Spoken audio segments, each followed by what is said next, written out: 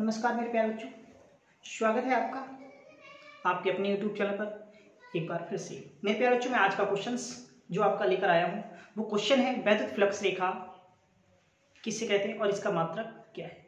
इन वैद्युत फ्लक्स किसे कहते हैं और इसका मात्रक क्या है। ठीक है, तो मेरे प्यारे बच्चों, वैद्युत क्षेत्र में स्थित किसी काल्पनिक पृष्ठ कैसा होगा? काल्पनिक, यानी वास्तविक नहीं होगा, काल्पनिक होगा।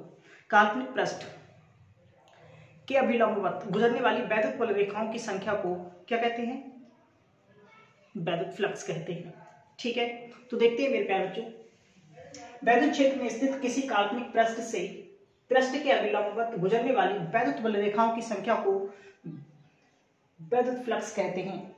ठीक है, मान लीजिए, माना एक काल्पनिक पृष्ठ वैद्युत क्षेत्र ई में स्थित है। पृष्ठ के क्षेत्रफल अवयव का मतलब होता है जो पृष्ठ का क्षेत्रफल है, और अवयव माने उसका छोटा सा भाग। ठीक है, यानी क्षेत्रफल का छोटे से भाग। ठीक है, पृष्ठ के क्षेत्रफल अवयव डेल्टा ए से गुजरने वाला जो वैद्युत फ्लक्स होगा वो क्या होगा? डेल्टा, यानी जिसे बोलने में delta phi E dot D A. ठीक है, अगर ये डॉट हटाते हैं तो ई यानी वेक्टर फॉर्म में, कैसा है? वेक्टर फॉर्म में। अगर वेक्टर फॉर्म हटाते हैं तो cos थीटा जो कोण है इन दोनों के बीच का, वो कोण आपको लिखना पड़ेगा। ठीक है, यानी इन दोनों के बीच का कोण क्या होगा? थीटा होगा। ठीक है, वैद्युत क्षेत्र और इसके बीच।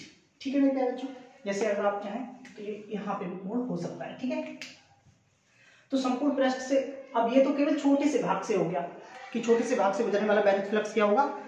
ये होगा। ठीक है, अगर संपूर्ण पृष्ठ की बात की जाए कि संपूर्ण पृष्ठ से गुजरने वाला वैद्युत फ्लक्स क्या होगा, तो इस पे समाकलन लगा देंगे, और समाकलन की जगह क्या लगाएंगे? ए। तो संपूर्ण पृष्ठ से गुजरने वाला वैद्युत फ्लक्स ये होगा। ठीक है, समझ में आया? एक बार दोबारा से देखते हैं। वैद्युत क्षेत्र में स्थित किसी काल्पनिक पृष्ठ के अभिलंबवत गुजरने वाली वैद्युत बल रेखाओं की संख्या को क्या कहते हैं? वैद्युत फ्लक्स कहते हैं। ठीक, मान लीजिए एक पृष्ठ है जो वैद्युत क्षेत्र ई में स्थित है, तो पृष्ठ के क्षेत्रफल अवयव, जो पृष्ठ का क्षेत्रफल है उसके अवयव डेल्टा ए से गुजरने वाला जो वैद्युत फ्लक्स होगा क्या होगा? ये होगा।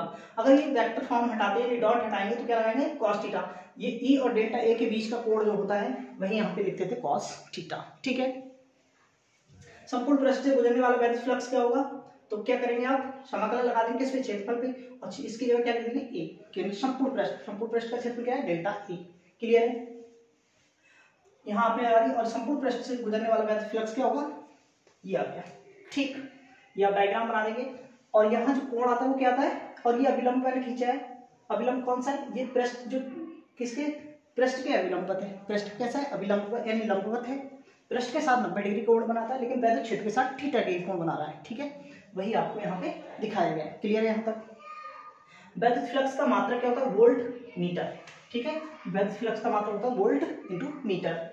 वैद्युत फ्लक्स की विमा क्या होती है? mL3T-3A-1 इसकी घात होती है। ठीक है, तो मुझे उम्मीद है आपको क्वेश्चन समझ में आ गया है, और साथ साथ उसके आंसर भी बहुत अच्छी तरीके से समझ में आ गया। तो बाकी मिलते हैं अगली वीडियो में अगले क्वेश्चन के साथ।